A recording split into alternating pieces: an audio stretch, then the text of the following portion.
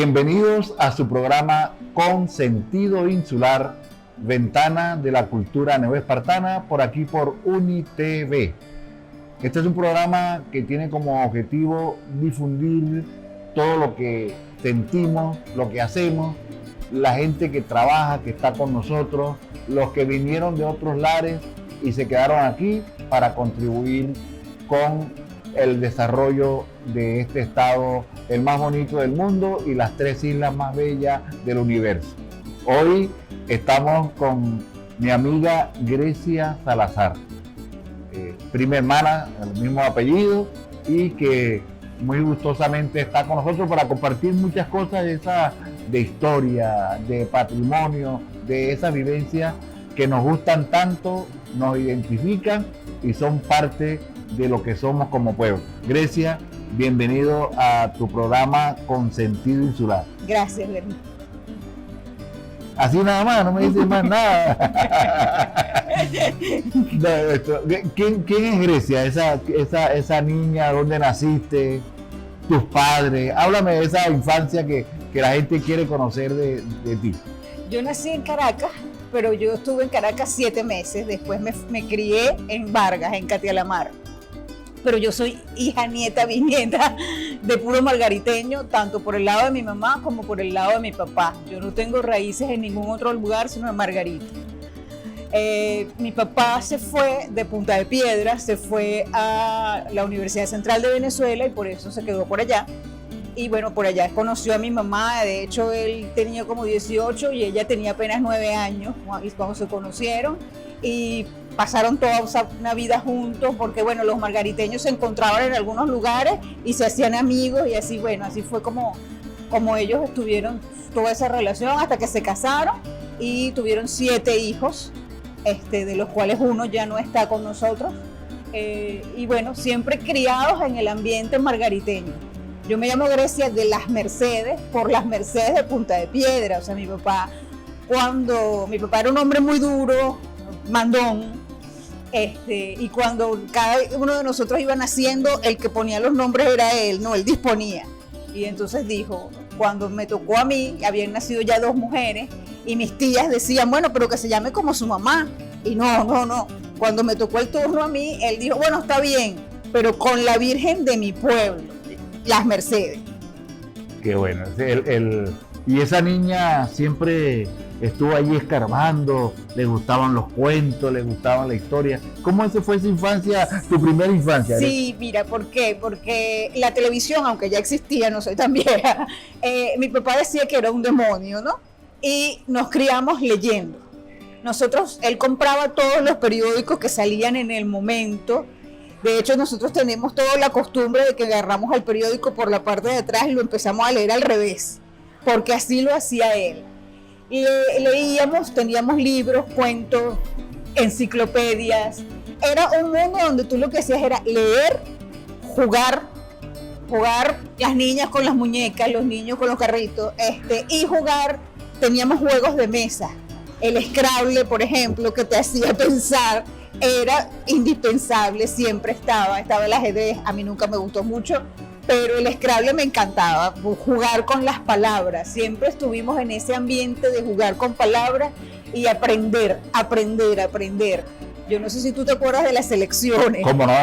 Teníamos. Yo tengo todavía, si necesitas. Incluso llegaron a venir a Venezuela unas soviéticas, las Sputnik, también teníamos. O sea, nosotros teníamos todo lo que te puedas imaginar de libros y eso te ayuda a desarrollar tu imaginación, a pensar en esos otros mundos que hay a través de la lectura y te vuelve un fanático de la lectura, pues siempre he estado leyendo. No, para los que no conocieron y vamos a los 2 principios, pues, Selecciones fue una espectacular, o sea, yo era capaz de reunir un real todos los días de mi merienda para estar pendiente y comprar las selecciones que costaba $2.50. O sea, todavía ahí tengo en la casa, así que eso era una revista mundial. Sí. Y tenía varias cosas que hasta están vigentes. Estamos hablando con Grecia Salazar en su programa Con Sentido Insular, Ventana de la Cultura Neoespartana.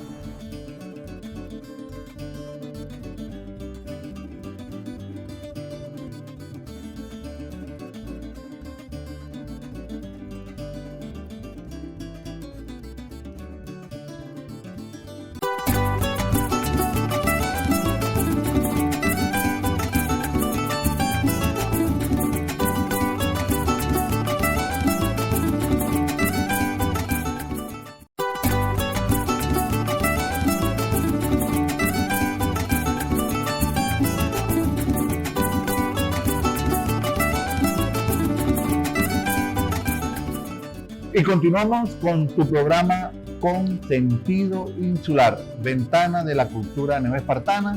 Hoy con una invitada especial, mi amiga Grecia de las Mercedes Salazar Bravo. De Bravo no tiene nada, tiene mucho de Salazar. Y bueno, Grecia, y tu estudio, o sea, la niña que estaba allí entre los libros del papá, entre esos juegos, entonces va a estudiar bachillerato. Mira, ahí me pasó algo interesante. La física, la química y la matemática en tercer año, terrible, casi que lo raspo. Y me fui a humanidades y me encontré, o sea, yo siempre digo eso, ¿no? Yo me perdí y allí me encontré francés, griego, latín, historia y demás historia. O sea, yo ahí era feliz, de verdad que esos 2 años de humanidades para mí fueron geniales. Y bueno, que vamos a estudiar a la universidad, porque en mi casa sí, eso sí, todo el mundo iba para la universidad. Entonces, en aquel momento surgió una universidad que se llama José María Vargas, y en esa universidad abren museología e historia del arte. Y yo dije, esto es lo mío, porque si bien siempre me había gustado la historia, también me gustaba mucho el arte y los museos. Yo no dibujo nada, pero estar en el mundo museístico me llamaba la atención. Era la primera vez que se abría esa carrera en Venezuela y yo me lancé por ahí. La terminé, me gradué, tuve el chance que cuando estuvimos estudiando nos llevaron a la Galería de Arte Nacional, al Museo de Bellas Artes, al Museo de Arte Contemporáneo, recorrimos colecciones privadas, o sea, fue una preparación muy, muy buena. Salí, estuve trabajando, estudiando francés, y de repente se me ocurrió, bueno, pero si me gusta tanto la historia, ¿por qué yo no me voy a la Escuela de Historia de la UCB? Y por estudios de egresado me pude meter y, bueno, mejor todavía, no sé, yo estaba en lo mío. Estudiar historia era realmente lo que yo quería, estar en los archivos, sobre todo estar en los archivos. Para mí es básico que uno vaya a los archivos.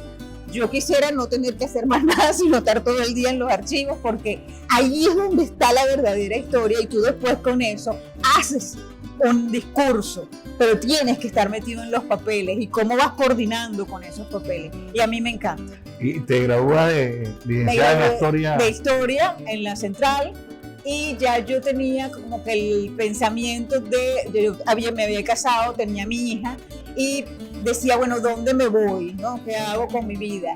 Y allí se me ocurrió que yo me tenía que venir a Margarita, porque mi esposo tiene sus raíces son de Barquisimeto. Y entonces yo decía, Barquisimeto, no, allá no hay mar. Entonces eso como que no me gusta. Vamos a probar Margarita. Nos vinimos, nos fue muy bien. Aquí hice la maestría de historia en la Unimar y después hice el doctorado en Patrimonio Cultural de la ULAB, y bueno, he seguido en eso, puro estudiar. Y cuando llegas aquí a Margarita, ¿dónde empiezas a trabajar? Yo me vine con una comisión de servicio porque yo era personal de la Academia Nacional de la Historia, pero ellos tenían una plantilla que pagaba el Ministerio de Educación. Entonces con eso me permitieron venirme, estuve en la Casa de la Diversidad Cultural, estuve en el Ministerio de Cultura aquí, en la sede que tenían aquí, y en el Instituto de Patrimonio Cultural, en la sede que había aquí. Allí fueron mis primeros años en la isla trabajando con ellos. Estamos en conversación muy amena con Grecia Salazar en su programa Con Sentido Insular. Pero hubo una fuerza más grande que tus raíces que te atrajeron, Grecia. Mira, lo que pasa es que al ser descendiente de margariteños uno dice, ¿para dónde voy? Para Margarita. Pero además mi bisabuelo, Pedro Ezequiel, era buzo de escafandra. Entonces cuando a mí me tocó hacer la tesis en la Central, yo dije, los buzos, la perla, la historia de las perlas. Allí me encuentro con Cubagua, empiezo a investigar muchísimo sobre la Cubagua del siglo XVI. Pero en realidad mi trabajo es siglo XX. Estudio siglo XIX, estudio siglo XX y me concentro en esa época que fue donde Pedro Ezequiel estuvo trabajando. Cuando vengo aquí, esa tesis en la maestría yo la amplío. Por ejemplo, yo hago algo que no existía, que es el registro de todos los buzos. Había por aquí y por allá, pero yo los puse en un solo lugar. Y el registro de todas las leyes que se usaron desde el siglo XIX en adelante para regir el trabajo de los buzos. Primero el buzo de cabeza y después el buzo de escafandra. Esa pasión me trajo, pero además me asentó, me dejó aquí, me echó por completo las raíces y me dijo, tú tienes que investigar sobre esta gente. De ese trabajo tienes tu libro que se llama... Tengo mi libro, que es la historia de la búsqueda de perlas en Margarita, los buscadores de perlas en Margarita, 1900-1950. Estamos conversando con Grecia Salazar en su programa Con Sentido Insular, Ventana de la Cultura Neoespartana, por aquí por UniTV. Ya regresamos.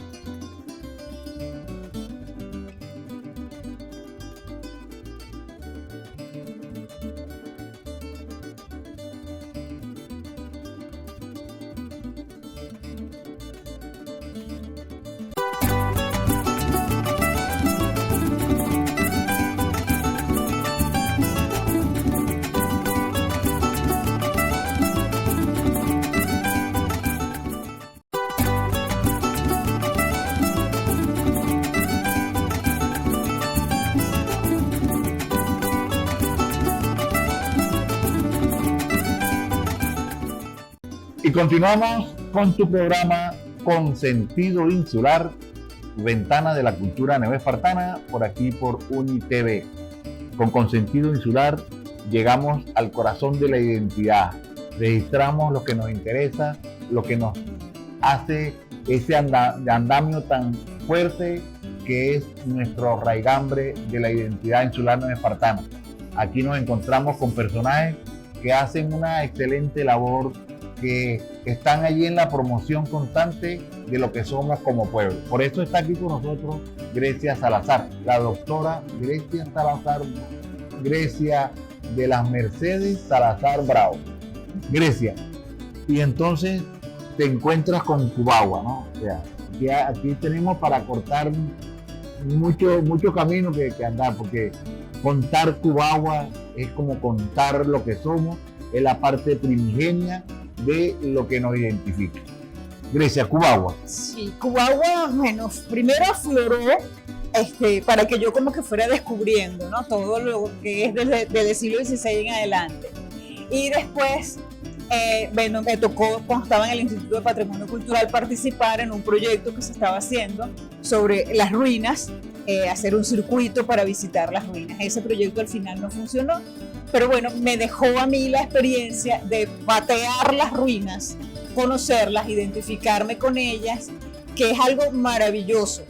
Mira, hace poco alguien, no vamos a decir quién, dijo, sí, yo fui, pero son un poco piedras, y a mí me dio mucho dolor, porque además es alguien de la academia, ¿no? O sea, me refiero a universitario.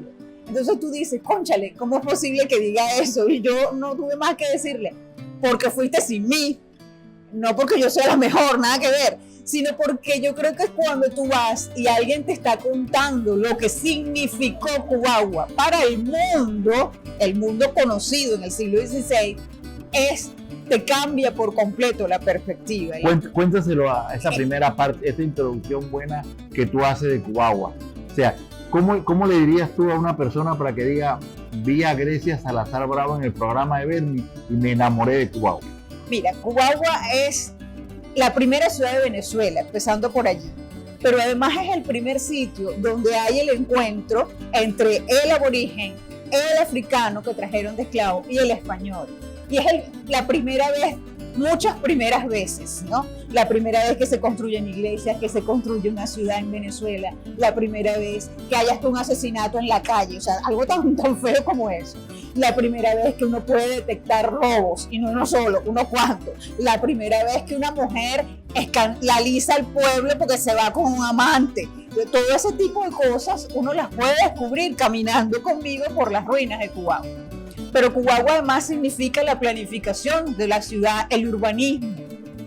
Algo que incluso llama muchísimo la atención, que la iglesia, en lugar de estar justo enfrente de la plaza, que era como se hacía en la colonia, está de lado. ¿Por qué ella está de lado y no de frente a la plaza?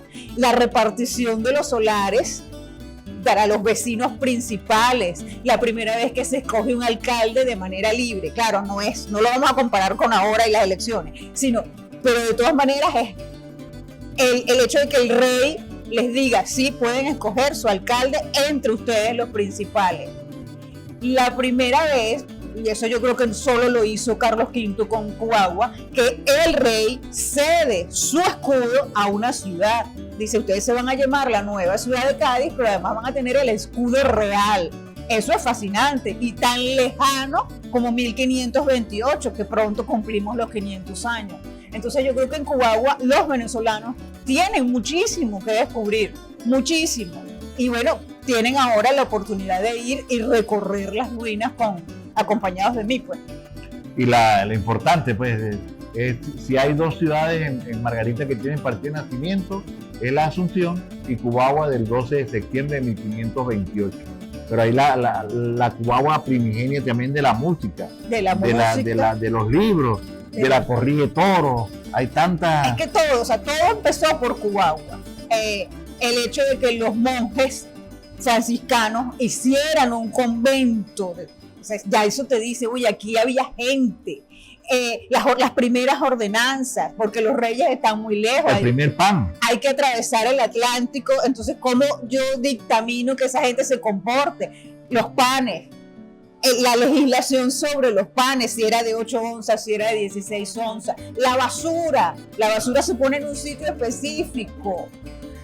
El hecho de que de los muertos, ¿dónde los vamos a enterrar? También se delimita, va a ser enterrado de esta manera. La protección del buzo, porque sin buzo no hay perlas. Claro. Los españoles no buceaban. Entonces, pero claro, eso es todo lo que decimos primeras veces, pero también es la primera vez donde se golpea rotundamente al aborigen, porque se le obliga a ir a buscar las ostras para sacar las perlas. Por eso se acabó las perlas, se acabó el cariño. Seguimos en el próximo espacio porque se pone interesante y hay muchas cosas que contar de Cubagua. Ya regresamos.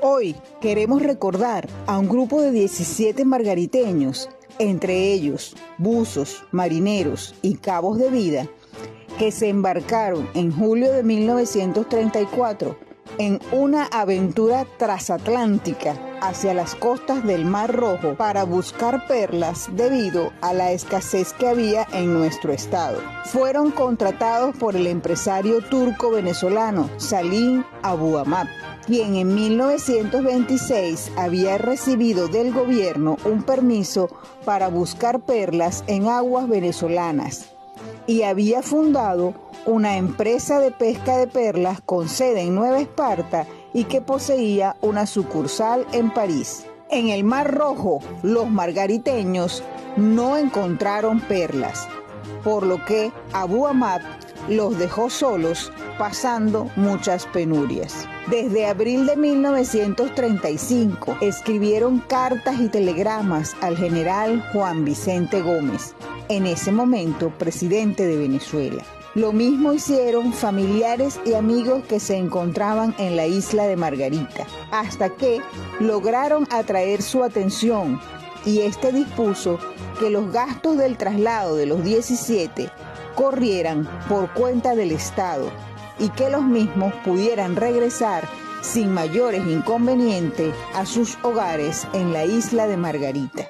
Finalmente, arribaron en la víspera del Día de la Virgen del Valle, el 7 de septiembre de 1935.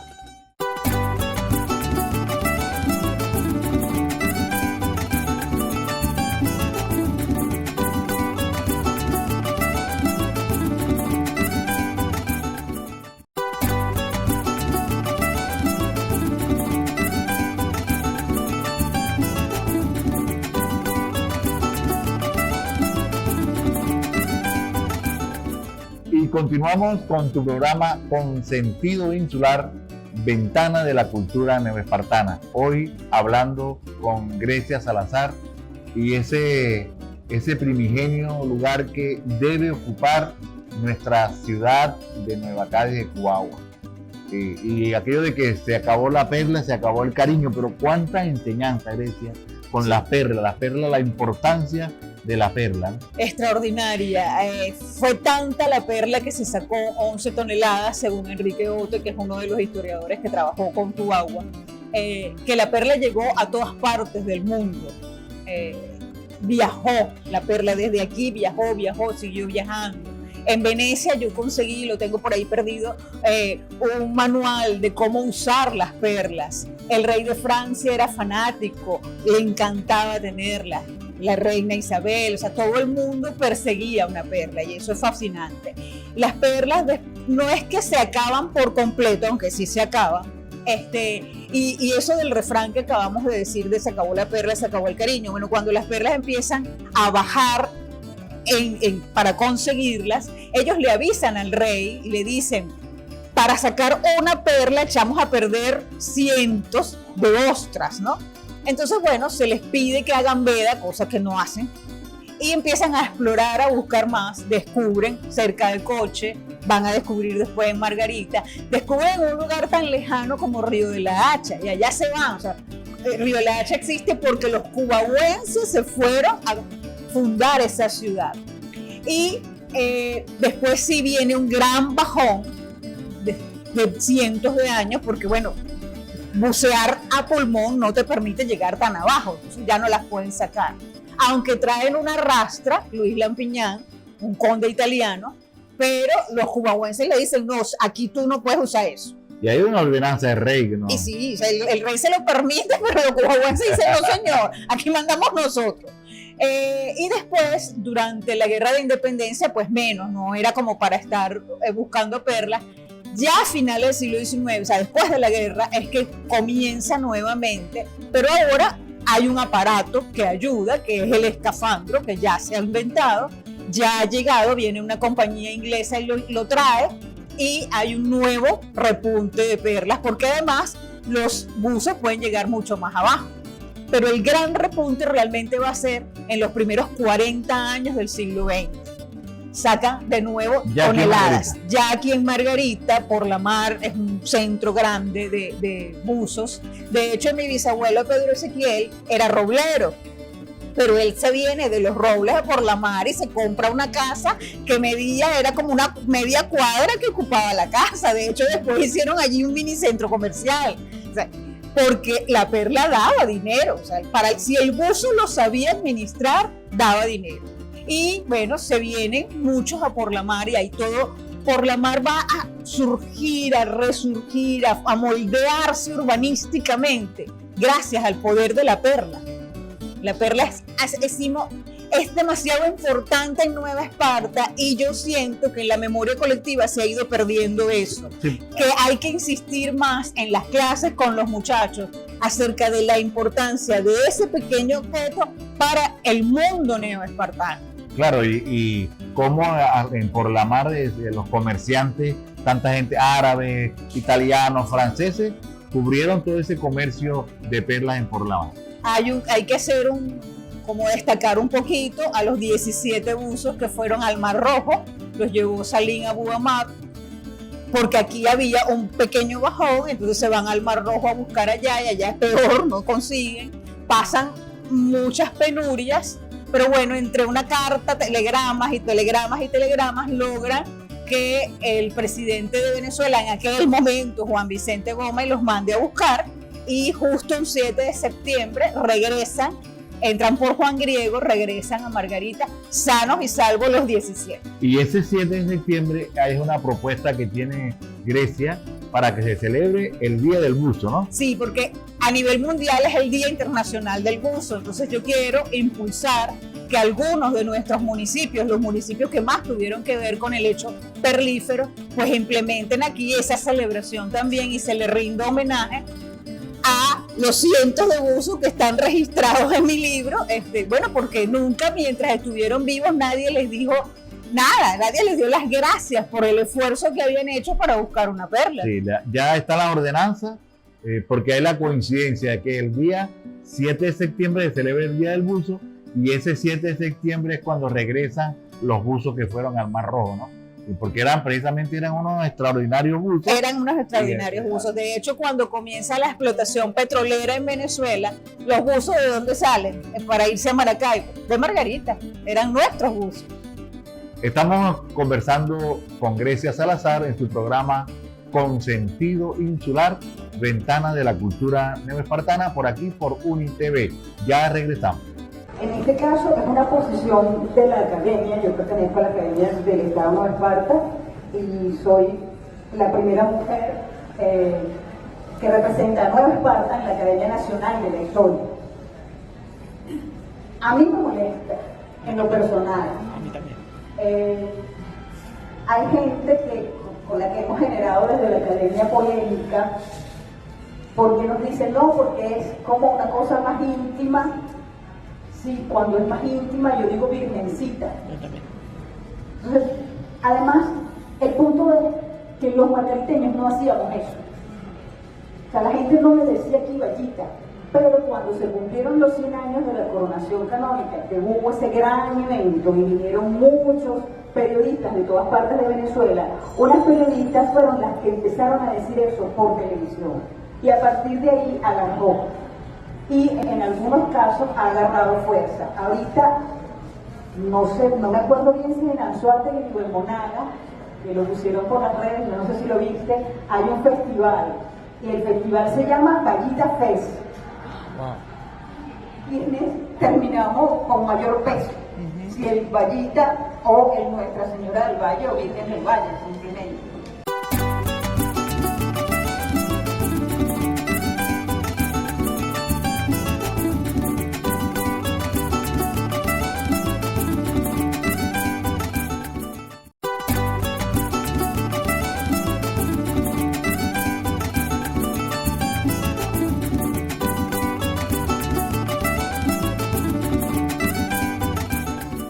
Y continuamos con tu programa Con Sentido Insular, hoy conversando con Grecia Salazar. Grecia, que es la más indicada para cualquier consulta sobre Cubagua. O sea, Grecia está especializada en esas cosas bonitas, buenas que hacen de Cubagua el destino turístico y patrimonio cultural. Grecia, la ciudad de Nueva Cádiz como patrimonio. Bueno, es monumento nacional y toda la isla es bien de interés cultural, pero no está en las condiciones ideales que debería estar. A mí me da mucho dolor cuando voy, porque yo digo, esto en cualquier otro país sería una tacita de plata.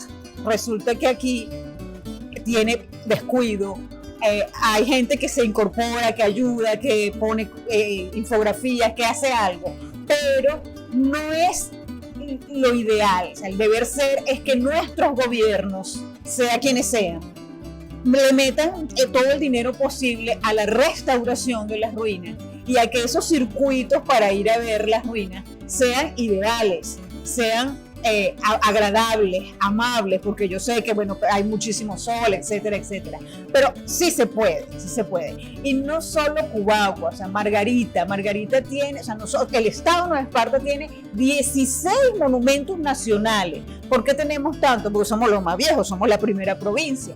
Entonces, cónchale, deben estar perfectos. Y lamentablemente eso no pasa. Nuestros políticos no terminan de comprender que la cultura es importante, que el arraigo histórico-cultural es importante y que deben invertir dinero también en eso. O sea, no es solo repartir una bolsa o atenderte los dientes, o sea, también hace falta la cultura y hace falta la preservación del legado histórico, porque de allí venimos y eso forma parte de nuestro ADN, entonces hay que cuidarlo, protegerlo. Además, enseñárselo a las futuras generaciones. Si yo no cuido una iglesia y la iglesia se me cae, ¿qué le enseño a los que vengan dentro de 50, 100 años? Eso hay que preservarlo. Hace muchísima falta poner dinero para la preservación, la restauración y la puesta en uso social de nuestro patrimonio. Grecia es individuo de miembro de número de la Academia de la Historia del Estado de Esparta y es miembro correspondiente de la Academia Nacional de la Historia para el Estado Nueva Esparta, ¿no? Es un orgullo para nosotros que todo ese trabajo que ha desarrollado Grecia le ha permitido pues, ser la representante en el Estado de la Academia Nacional de la Historia. Grecia, historia y turismo, patrimonio y turismo, porque definitivamente nuestra vía es el turismo. Sí. O sea, estamos conscientes de eso. Entonces, ¿Cómo aprovechar ese turismo cultural, histórico, religioso que tenemos en nuestras islas? Mira, fácil, porque tenemos mucho de dónde aprender. ¿Cuál fue el primer turismo? La gente quería ir a Egipto, por ejemplo, y ver esas pirámides. Napoleón fue a Egipto. Entonces, ¿qué es lo que hay que hacer? Preservarlas, que haya infografías adecuadas, señalética adecuada, que hayan escritos ahora con la tecnología del QR, todos los teléfonos tienen acceso y todos los teléfonos pudieran tener información. Y tienen que ir pegaditos, porque si no hay un patrimonio, no hay una historia, pues no va a haber turismo, o el turismo va a ser solo de playas. Y Margarita o Nueva Esparta es mucho más que sol y playa. Yo creo que había un eslogan así, y es verdad, porque muchas de nuestras islas del Caribe, de las islas del Caribe, tienen excelente infraestructura, pero no tienen el pasado histórico cultural que tiene Nueva Esparta, y eso es importante resaltarlo. Pero además, aunque suene feo, venderlo, porque eso es una opción, ¿no? O sea, usted viene de Nueva Esparta y usted va a llevarse una buena playa, va a surfear, va a tirarse no sé, de paracaídas, pero además usted va a conocer un pasado histórico extraordinario y va a estudiar la primera ciudad de Venezuela, que yo le puedo extender a Sudamérica. A mí a veces no me gusta mucho porque la gente dice, no, pero la mía es aquella, la mía es aquella. Sí, hubo algunas que sí es verdad que estuvieron antes, pero que se desaparecieron muy rápido, duraron meses, duraron un par de años, mientras que Cubagua sí estuvo más tiempo y tuvo una importancia histórica mucho más grande. Entonces eso hay que resaltarlo, tenemos que llenarlo la boca, venderlo de una manera bonita para que la gente venga a Nueva Esparta y se lleve esa información. Eso no se ve todos los días. Un turismo sin identidad, sin historia, sin patrimonio, es un turismo sin sentimiento. Grecia, te damos las gracias por estar acá. Necesitamos más horas para seguir conversando. Y un mensaje pues a esos jóvenes que están por allí, a los que tienen la facilidad ahorita de estas redes sociales, de estar ahí conectados. ¿Qué le dice a los jóvenes? Mira, primero, gracias por incluirme en este programa. Y segundo, sí, el teléfono es un arma de doble filo, si se quiere, porque es verdad que te permite tener acceso a mucha información, sobre todo los que llaman influencers, pero tienes también que saber qué vas a poner, porque, por ejemplo, en el tema Cubagua, hay muchísima información que no es verdad en las redes, y rueda, por ejemplo, el hecho de que se hundió. Yo te comentaba la otra vez que hubo uno que puso que se hundió, se volteó y volvió a surgir. Y eso es completamente falso. Entonces, cónchale, no, si usted tiene una duda, usted me llama, usted me escribe. Yo le contesto sin ningún problema. O sea, Cubagua no se hundió, Cubagua está ahí. Y hay que ir a visitarla y a conocerla. Y si vives en Nueva Esparta, tienes que hacerlo. Gracias, Grecia, gracias, te quiero mucho. Somos primo hermanos por el mismo apellido, pero esto se hace tan bonito cuando uno habla de lo que quiere, de lo que siente y de lo que se identifica, porque nada que no se conoce se ama. Hasta un próximo programa de Consentido Insular. Nos vemos por aquí por UniTV, la televisora de Margarita. Tal día como hoy, 12 de septiembre, pero de 1528, el rey Carlos I de España le otorgó el título de ciudad y su escudo de armas a Nueva Cádiz de Cubagua. La historia de Nueva Cádiz es triste porque se basó en la explotación irracional de perlas y hombres. Cubagua es una isla sin agua y allí, de manera vertiginosa, en pocos años se creó una ciudad que llegó a tener en su época de mayor esplendor unos 1.000 habitantes, cuyo único objetivo era la extracción de perlas y su posterior comercio con Europa. En Nueva Cádiz se hicieron ordenanzas para regular la vida de la ciudad, y en la recopilación de las leyes de los reinos de Indias hay 48 leyes que tratan de la pesquería y el envío de perlas a España. Los reyes a la hora de organizar el gobierno, decidieron darle a los cubagüenses un voto de confianza y les pidieron que eligieran entre los señores principales de la ciudad un alcalde ordinario cada año para resolver los problemas civiles y criminales.